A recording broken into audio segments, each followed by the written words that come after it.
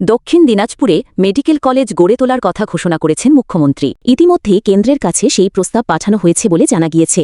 ঘোষণার পর থেকেই জেলা জুড়ে সাধারণ মানুষের মধ্যে উৎসাহ তৈরি হয়েছে। তবে মেডিকেল কলেজ কোথায় হবে তা নিয়ে শুরু হয়েছে বালুরঘাট ও গঙ্গারামপুরের মধ্যে টানাপোড়েন। বালুরঘাটের প্রত্যুষ ও ইকো ফ্রেন্ডস অর্গানাইজেশন নামে দুটি সংস্থা দাবি করেছে 2012 সাল থেকেই তারা বালুরঘাটে মেডিকেল কলেজের দাবিতে আন্দোলন চালিয়ে আসছে। শুক্রবার বালুরঘাট হেড পোস্ট অফিস থেকে প্রায় 1 লক্ষ গণস্বাক্ষর সম্বলিত পত্র স্পিড পোস্টের মাধ্যমে মুখ্যমন্ত্রীর কাছে পাঠানো হয়।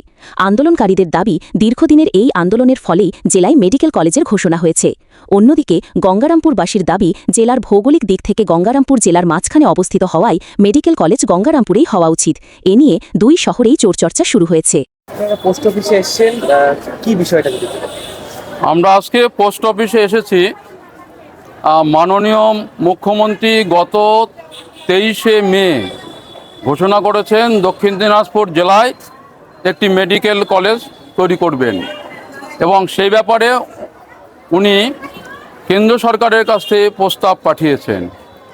এ বিষয়ে আমরা অত্যন্ত আনন্দিত এবং খুশি, কারণ যে এতদিন বাদে দক্ষিণ দিনাজপুর জেলায় একটি সরকারি মেডিকেল কলেজ হতে চলেছে।